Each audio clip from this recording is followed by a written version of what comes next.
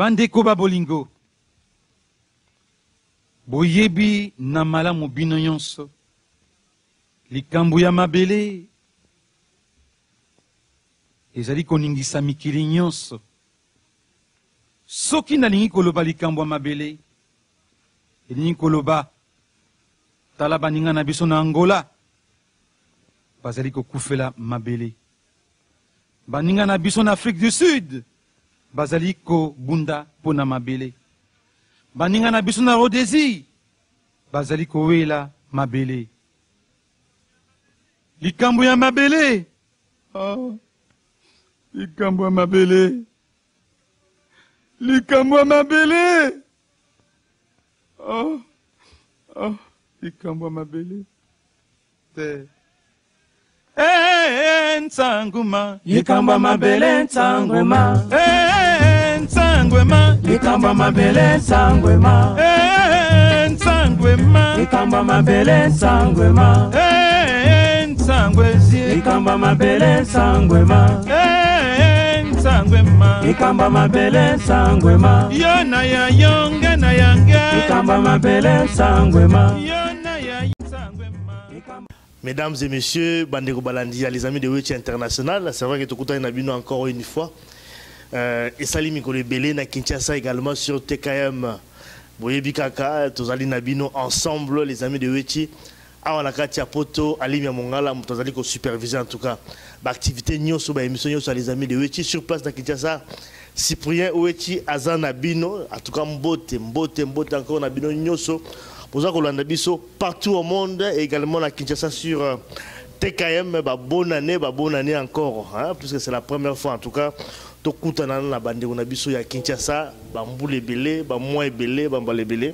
Mais belé, c'est vrai que ils ont toujours plaisir de partager Nabino Magambo tout où ils ont collègues à Wanapoto. Alors les lots ont plaisir en tout cas de recevoir dans cette émission Nabiso les lots Jaco Sayala. Azali opérateur économique, Azali également un homme politique aussi. Je pense que la Kinshasa au Bazar Hollandais, est billet, parce que bon, il a été aussi des fois candidat donc à l'élection législative les Kagina Mbokana Congo, en 2006, en 2011. Voilà, Aza Awa la Belgique. Mbot d'abord Jaco Sayala. Mbote ndeko Limia Mongala. Mbote na badwazo la nao partout. Mbote na bandeko nyonso ya Kinshasa, bana Kinshasa na bosa na binote. Na sebino mbote ba merve na nga oyo ba yoka kinna nuté na seba mbote en tout cas na sepeli tout kutala bien encore le lot. Voilà, alors Jaco Sayala, c'est vrai que le lot tout ça là ba dossier plus sur le blanc mambo kana biso, je crois que mama belé mabele toujours ce bana kin bo moninga ba ke no wali kamsuté de kamama belé oyo nga na kani 2014 depuis 2013 que les kamama belé so mone longyo yanga yeba ke muto na ye likambo mabele botira attention nango boyo kaka doto bandi yango comme to bandi série yango to ko lembate likambo mabele likambo ya mabele. Alors c'est vrai que dossier liboso to retraité, je pense na Kinshasa je crois balanda ki yango même également na poto un peu partout. Ils allaient intervention disons ya député rwandais. Oyo balobi effectivement qui une partie il y a territoire na bango ils a se retrouver na RDC na Congo. Donc en tout cas bazali pour la bango il faut qu'on revoie un peu la frontière pour que bango ba rwandais ba récupérer une partie donc il y a territoire. Donc mais après autre terrain donc pour la premier dossier na biso. Mais deuxième dossier to zongi là quand même na oyo to landi lelo ba déclaration il y a député Francis Kalombo oyo a lobby qui effectivement ba tu ko voter loi ya amnistie. Et on a poto bateau beaucoup plus concerné par rapport à la loi on a combattant. Il a dit que les combattants également accordé amnistie, c'est-à-dire que les combattants qui ne peuvent pas Congo. Le président Joseph Kabila donc bazali amnistié et je crois qu'il faut quand même aussi que qu'on se fasse il faut peut-être pas renoncer à l'activité na bango sûrement to mekozo ngelango et puis to aussi opération likofi oyo basali o balansaki na Congo.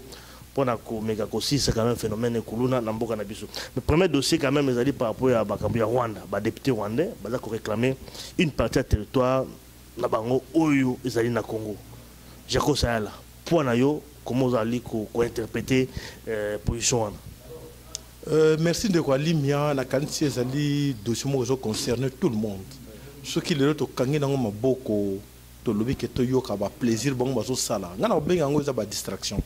Ils sont en train de nous distraire parce que au monde à niveau ya communauté internationale to akizaka beaucoup plus de communauté internationale parce que to bandi na ba acte à Berlin ou à 1885 oyo e kabola ki mabele ya Afrique na kanti ba blago yo e ko zala te ba historien au congolais au bazo landa na moment où tout le baza concerné na dossier baza concerné parce que cette histoire nous devons voir ça de près parce que les alliés cadre mo bazo sala système ba imposer le système moko ba imposer biso occupation ba yé c'est-à-dire que balkanisation na trouvaka ngo eza ba moment ba utilisé pour na ko distraire biso mais l'important ce n'est pas ça l'important c'est que biso ba congolais de savoir où nous sommes et à qui nous avons affaire.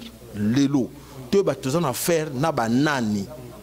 Tu as affaire na banani, bandeko ba congolais, ba historien, ba parlementaire surtout. J'attire beaucoup d'attention aux parlementaires parce que bino batibosali soi-disant ba défenseurs et peuple congolais. Oyo beaucoup comme un message pour alerter la population que non, attention, nous sommes attaqués, attention, nous sommes dans l'occupation. Mais ceux qui bino bofandi nien, bino ba parlementaire, bozo sa population makamote, bozo ko bomba, ça c'est grave encore. C'est la haute trahison contre c'est la haute trahison. Ce qui se passe dans le Congo, ça dit c'est un système.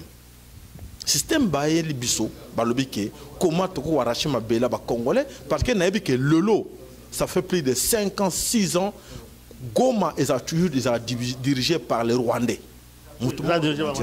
Il a toujours dirigé par les Rwandais. Comment tu peux dire que tu peux diriger tout. N'a pas que l'euro élément mort bima qui a 3-4 ans passé que Baseda qui travaux infrastructure, il y a route na mais gouverneur il y a nord qui voisin Rwandais. Ça reste à vérifier parce que nous avons un sérieux problème. Au lieu de bâton ne peut pas pouvoir basala recensement ta moko tende ko lima ne tout so yebango banda ba kota na pouvoir mutement le bel comme recensement te ba massa ba exterminant ba chef coutumier mingi na Kivu ba région wana nyos to est ba chef coutumier tout ba boma bango ba faire déplacer ba population na biso pour na ko essayer ko échapper na histoire pour na ko loba que non regarde la nouvelle histoire c'est ça regarde oh ils sont des Banamulenge. Oh, les Banamulenge, tu vois, les Banamulenge, d'où viennent ces Banamulenge? Ce sont des Banarwanda. Banarwanda sont des venants de Rwanda au Bayaki vers les années 1910. Bayaki na territoire na biso.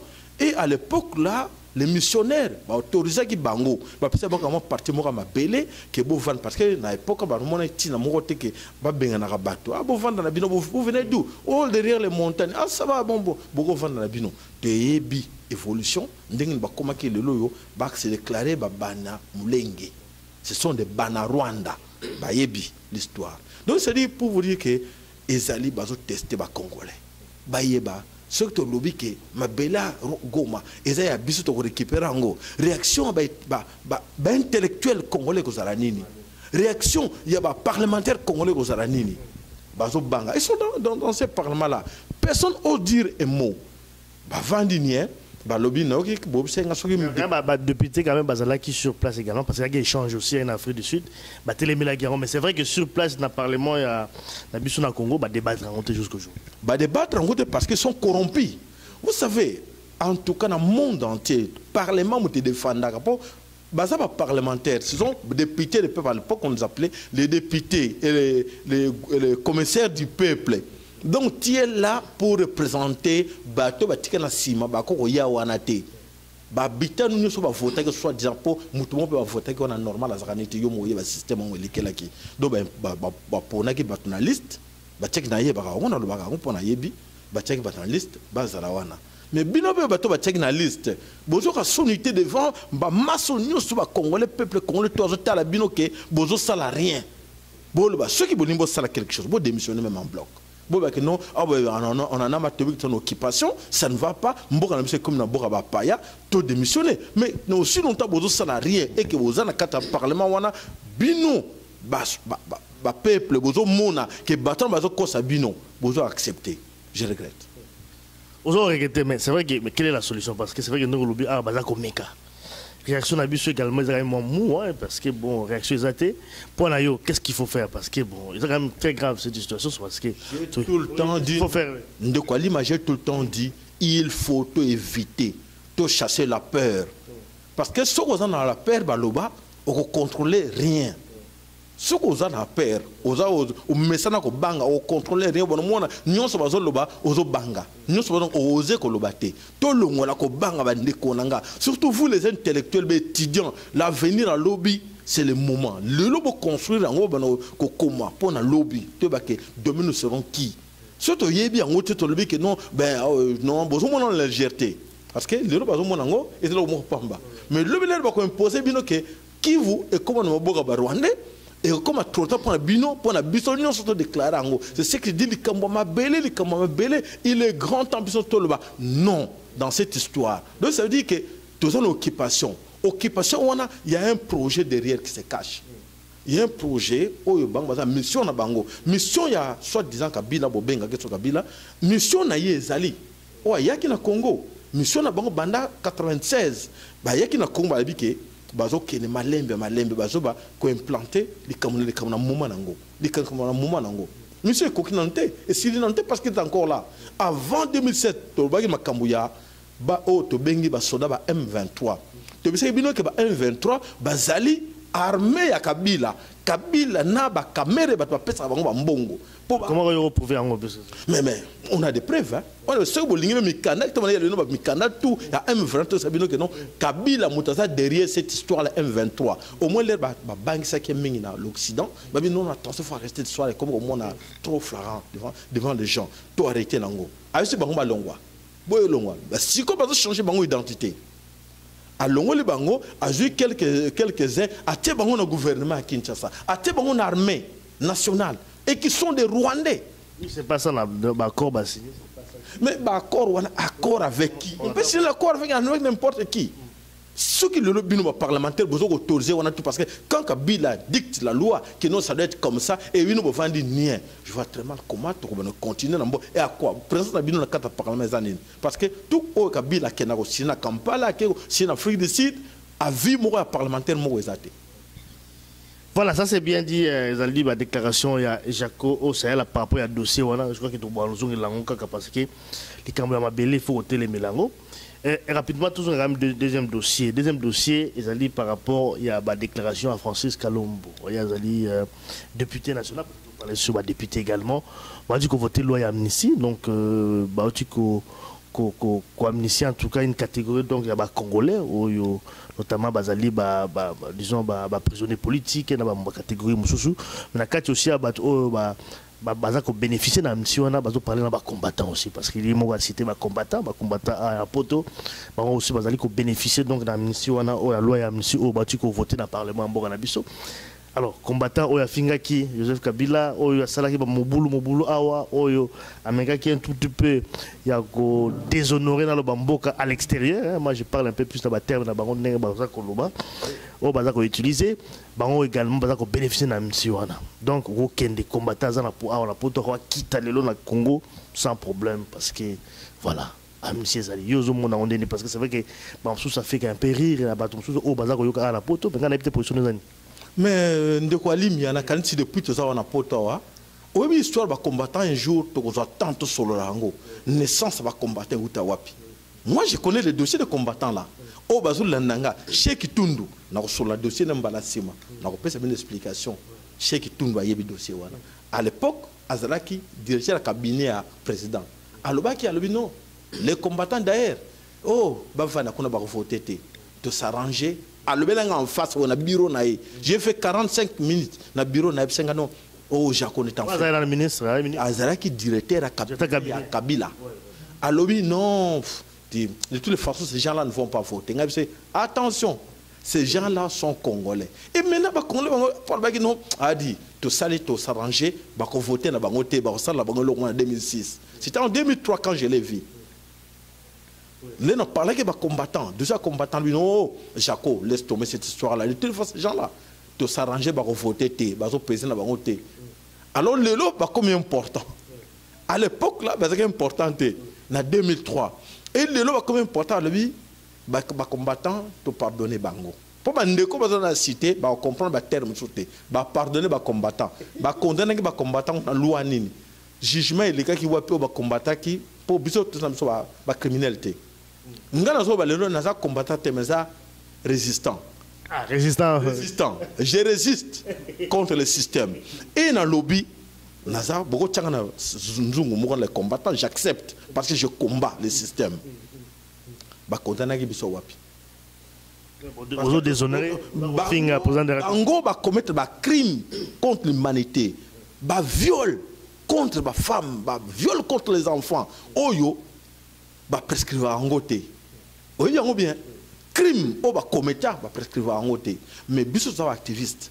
Quand toujours combattre le système, toujours combattre contre quelque chose. Je vois très mal comment on va voir que non le loi congolais wana ouais poto bande ko na bino ba combattant to pardonner bango ba ya nga na mona sika ba condamner bisoté loi moi condamner qui moto to la révolution contre mbokante même moi tout ça libre quand on parle Europe na ça libre dans le bango parce que même na ba ko kangana bango ngate po ba yebi que non moto wana azali ko exprimer oyo et ça na moto na ye aza libre d'expression, c'est-à-dire les gens comme les mais insulter le président de la République. Attendez, je vais y c'est quand même aussi il y a des lois aussi autorisées. Il faut dans le contexte nini au moutona apporter benjir. Parce que mouton l'air se sentir qu'il y a faible dans loko mo bona quand utiliser au nous sommes capables à utiliser pour défendre ma belle naïe, pour défendre le droit naïe. Parce que la défense, il y a droit, aux défendre le droit, au moins que ça incapable d'un système, on va imposer, on va utiliser benjir pour se défendre. Alors, on arrive là à Francis Kalombo pour dire que Francis Kalombo c'est un ami, je l'ai connu, les raïs qui avant, il y a le boto qui était à Kinshasa, il nous a contacté ici à Bruxelles. Chez Ayao, il y a un kosa Kabila qui est trop populaire.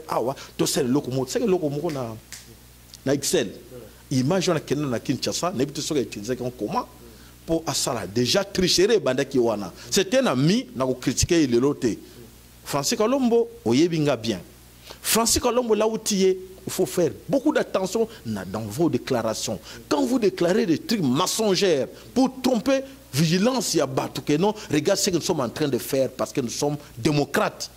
Et que lobby, parce que nous on a défendu beaucoup de combattants, au Bakita, Limou na Congo, Kabila Boma Bango. Dans tout ça, mais bien, quand Arma Tungulu, les autres, ils vont na Bangote. Oba kanga limwa qui aurait histoire monter dans l'aéroport mutuma kita ba bete masasi quelques minutes après ba limu c'est bembe wana donc oyo boyebi na oboyebi te pour battre tout ba o armat tungu parce que c'était un ami à nous tout ça qui na ye to lancer à peine mais oba yebite o azana kombote alimia nga soki yo ke na kinba bomio lelo ko yeba na limia mais o azana kombote akokende vadio ndenge baloba donc ça dit que les gens comme les Francis Kalombo beaucoup à la juger parce que vous a traître, vous trahir mboka wana, beaucoup à la juger tôt ou tard même ngate mais malheureusement un jour les gens vont exploiter ça. Les gens comme de Francis Kalombo, tout ce monde au besoin accompagner occupation, beaucoup à la juger comme les collabos, comme à l'époque de Hitler.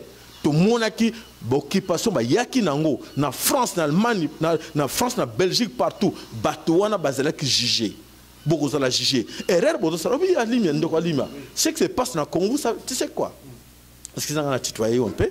Donc, et là, au Congo, c'est-à-dire, l'ère à l'époque, il y a Marshal Mobutu. L'ère Marshal Mobutu a Kimi, Mobutiste et tout, à Kimi, au bazar tout autour, dans le Sénat, le lot, bazar pour le système. L'ère Kimaki, bazongi, peuple congolais a pardonné Bango.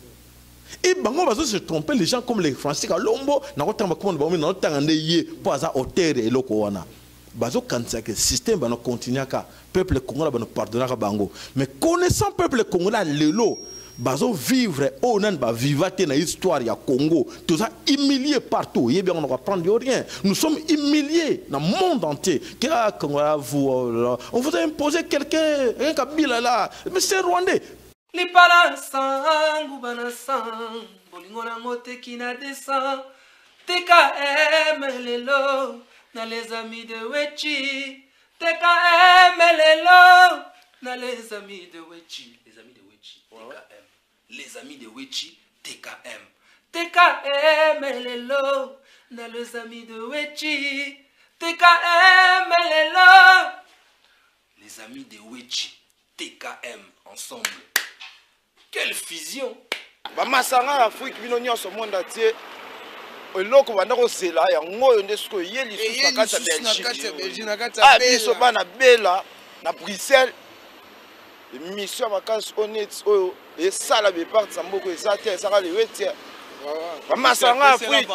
Le Bruxelles mtope c'est bino do ça émission moko nombre 1. Oyo ba nombre 1. Do ya lisapio. Lisapio wala lisapio. Les amis de Wit parti. Dans ma biga les amis de Wit c'est ça kaka et ça. Allez petit ami dondo. Allez petit ami dombi. Ah Cherina, utaki mboka na ye nakanisa kisheki ya kolinganga. Ikola kolanda kitoko na ye. Mwana yo bote na ye. Ah kitoko na ye Nzambi. Ah bote na ye Nzambi. Voilà, donc, tout ça qu'on poursuit toujours émission Nabiso. Je crois qu'on était quand même par rapport à dossier, on a toujours pendant tout ce qui s'en va, tout le troisième dossier. Nako le belon de quoi limiake, au monde te pardonna bato ana tout, ba mukolo wa mpombo, ba Rwanda le kola ba kengo wa dondo, to yeba yeba mbule belé o avanda na Congo a kosa biso. Excusez banga ba oyo mususu azana armée wana bisenge bana banani to bande poka papa ne bana poka Mobutu ba vanda na Congo ba infiltrer biso tout ce que pardonner ki bango c'est mana papa na ye wana terre.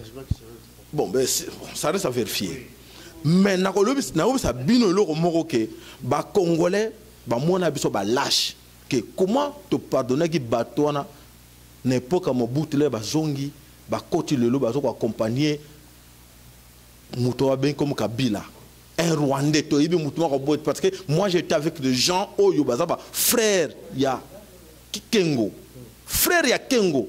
Alors mais avec le temps, non, c'est mon oncle, un Rwandais, non, mais celui-là, votre Kengo là, c'est mon oncle, mais c'est un Rwandais. Vous comprenez? Bato ko la bango wana bino ba congolais bozo bosana to tika ki bango to bosana to pardonner ki bango et bazo kanisa ke ba français kalon bazo kanisa ke l'air ma kameko changer to ko pardonner be bango le susu ba be non to beta shit arrière ninga ba to beta shit asima to ko zonga kongola bosana kanaye na kanisi bana Congo ba kino surtout bino o bazo finga biso ke to vana ba ndako ba parents à 40 ans à 50 ans toujours irresponsable parce que le baron toujours irresponsable biso ça va irresponsable ton dimi yango parce qu'à l'époque ce système est qui a bien la quantité de cause ça va responsable pour ça mais ça en mboka moi je connais les conscients de vrais courageux ba kino toujours va vrai courageux mais ce système est celle que le lot comme ba fena ba nous finga biso parce que ba imposer biso système moko pour pas mater biso bino bo vandi ba ndako bozo vivre yango bozo le bailo côté pour na ko banga père nazo sabino chaque fois même Martin Luther King lobango père ceux qui bozo incarner bino na nzoto bozanga contrôle ko banga ceux qui za na bino nzoto bo contrôler même kutu teke droit na ngeza nini o même moi sino ba ko za mosu so na banga mutu azui moi sino akena ye c'est que nous vivons l'air baka dogo ba yaki bo no banga ba dogo bi makamno ba dogo ba sake na kin ba yebe na non ozana moi c'est toka azui non na ningi mwasi wana bozo la mwasi wana ba konkinwa azo banga ba bote le mwasi na ke mais to konta on tiwa bi 15 ans tozo kende bozala ko banga kaka na sengi na bino ba kinwa to tele mato défendre mboka na biso likambo mabele nazo insister likambo mabele ba kabaka ngote na bele ba teka kangote même ba libanais ba yeba tongi ba building mais ba tongi ba juma bele na biso te donc ba bele wana za ba congolais mais ba Rwandais ba yena système moko pour la que ba yena occupation na mboka mission na bango bazo continuer nango o to vivre vraiment lelo ba français kalon bazo ko accompagner bango pour na ba kosa la population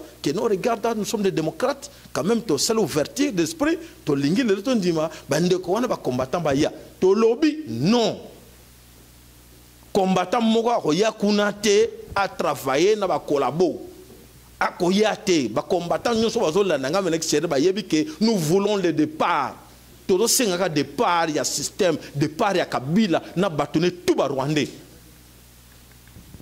Voilà, ça c'est clair par rapport à la déclaration d'ailleurs, c'est Jaco Sahel qui parle. Et peut-être pendant aussi ça dossier na sur Asuka ou Tolobalelo, ils ont dit par rapport à l'opération Kofi. Où ils ont dit en tout cas lancé na Kinshasa pour la commettre un peu aussi ça phénomène Kuluna. Hein? Je pense que il y a quand même beaucoup à dire par rapport à Nango. Bon, soit aux échecs, soit aux réussites, mais tu vois encore une fois que non, quelque part aussi dans la quartier, soit Kinshasa, apparemment il y a encore phénomène où on a les sous à Kouloune, ils se réfèrent encore, c'est-à-dire comme qu'on zone les sous sur la ville, donc il y a Kinshasa, donc apparemment, moi problème efficacité, c'est-à-dire dans l'opération, on a les Kofi, alors on a évité position des années. Mais si tu revenir dans l'histoire de Koulouna, on a vu que le ministère de l'Intérieur, le gouverneur de la ville, Kimbuta azokanga bien, nenge nazolo ba yebinga bien. Bazana ba chaque muta zana équipe na ye. Ana groupe na ba Kuluna. Ba Kimbuta ba tuana tu za proche Kabila. Vous savez quoi? Ba créer une sécurité, ba créer kango. Au créer une sécurité pour ça c'est grave quand même. Attendez, je crois que Betidiana bonus wa sala ba criminologie bo ba sala étude de philosophie à bato ba yebi yango no comme ça. Na chaque mboka va créer une sécurité. La Belgique a aussi créé aussi. Pour créer une sécurité, pour imposer loi na binobol non, nous sommes là pour mettre la coller. Vous comprenez? C'est-à-dire, va créer un gros bilo qu'on va créer qui va perdre contrôle. Comment on peut créer ça? Vous savez, attends, on a un phénomène à jeunesse. Va cheguer. On va expliquer aussi quoi. Va cheguer. Une fois dans le ministère, il y a affaires sociales. Dans mon groupe va cheguer, va là la kawana. Mais comment se fait-il que na kata ministère des Affaires sociales, Bachege bazali la kawa. À l'époque, le ministère dans tant communauté, aide handicapé également en face na cimetière de temps en temps mais na bien comment bateau bako encadrer bangote bazo Bachege yo bazana place à la té parce que bazana bureau à l'état. Ah, on a bureau à l'état on monate Bachege bafanda kawana. Na bureau affaires sociales en plus que Bachege basala groupe na bango ba lamba kawana balia kawana na ndenge na bango ba ke ba monter ba kuba buki ba yimi batu biloko ba ye wana bazolia bazofona balela kana libanda na affaires sociales tina na yebisi okay biloko wana ezali na yebi yango et ça na mboka tout bo créer une sécurité pour imposer loi na bino que non nous sommes capables de aussi cette sécurité wana et là bazo sala mais ba perte de contrôle parce que ba pays o ya mindele to mona kango. Ah non, non, non, pendant que ça va vieillir, que va contribuable, que tout ça, on a tout ça, pour tout ça, tout, va créer une sécurité, ah, criminalité, tout, et mati, tout ça, tout ça, on va donner qu'un balabala, bah, maman, va coco, banani, va dire, ah oui, ah, justement, ceux qui l'état, la quantité de bateau, va bomber biso. Ah, on comprend le système, on va ça là, bango, va salaire, ma baie.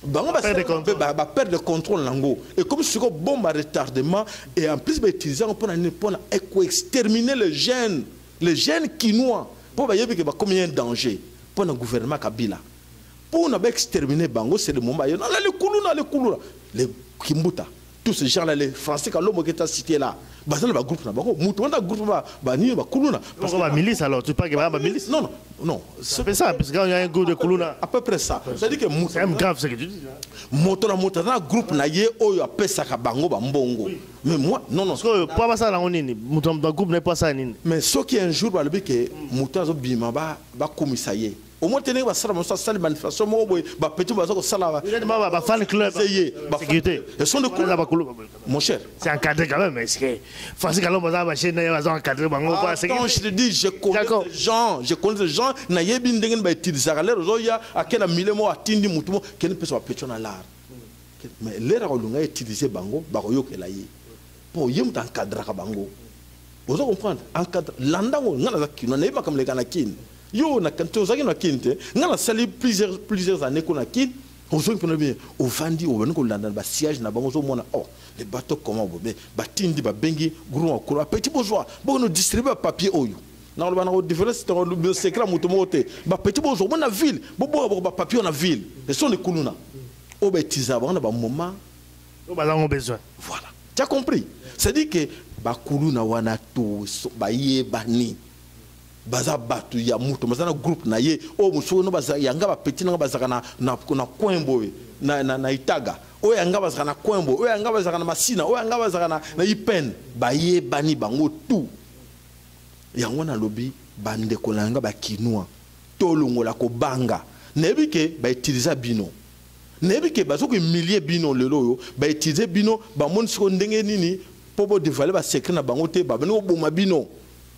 Mais bozo ba jeune bozo mérité yango te na bango tout le temps na Kinshasa bino ba jeune bo banga te ko bango boza na ngo wana na nzoto na bino wana yango zo salake lelo bato bazo dominer biso ce que bolongoli ko banga wana boza la ngo na zo ba chaque jour zo répéter la peur ozo na kati na bino bo boaka yango to défendre ma belle na biso Congo to défendre Congo na biso po ba maman bazo ko violer na est baza ba maman ya bino ba leki bazo violer na est ba leki na bino bolo ba teke no nga na zalanga muta est na zalanga muta bandundu makamo ne telingate mais tel de passer une humiliation et bazo ka ba rwandais pour ba tiza arme na bango no yebi ngo bien arme tiza pour na ko humilier congolais to ba no violer basi na bango parce que yo o ça na fier boy le rezo mona ke o ça moi sur na ndako ça bien mais ce mutu mo yana ndako na yo mwana na yo a violer ye maman na yo a violer ye na kanso ko tellement na costume boyete oko we bo so na zo kanga costume parce que humiliation et bino ba kinois bo vandi et bateau ba sana bino sur place et ba se continuer ko implanter ba rwandais na ba institution tout na tête nous tu à l'état dans la police na défense na ba sika nous na ba oye mbongo zo kota pays ba rwandais ba twazali et bino tanga ba classe congolais ne étiquette ndekolanga limia ba congolais bazana poate to ibango baza be étiquette premier ministre azali congolais ba ministre ba député azana un mois gouverneur ba congolais azana un mois dit lelo Kabila ke no signé ba corps na Kampala le Kabila ke signé ba corps na Kampala akena ba nani na yo congolais bazala kuna na oui ba se biso ni balbi ke Kabila a autorisé to ba vol les pour que les hommes na Bunya faut kende na Brazzaville pour 4 km comme direct mais et ministre ya transport musal nini pour ministre transport mutako sala ministre intérieur mutako pas à défendre la frontière na rôle ministre intérieur zanine rôle ministre transport zanine et pourquoi c'est Kabila qui doit faire c'est-à-dire pour vous faire voir que non à créer qu'il y a une sécurité, il y a un imposé, non, regarde, je suis capable, il y a aussi c'est là et regarde, na sisi dossier. Mais vous les intellectuels, vous suivez ça de près. Vous avez dit que nulle part dans le monde. Comment le monde comment prince 500 mètres, c'est le ministre Kabila Moutawa qui a inauguré et ministre transport, ministre infrastructure, Moussa Lénine. C'est plus le premier ministre Moutawa. Oui, voilà. Et c'est normal. On n'a pas une makamone ça la limia. Merci Jaco. Jaco, je pense que vous allez se chauffer.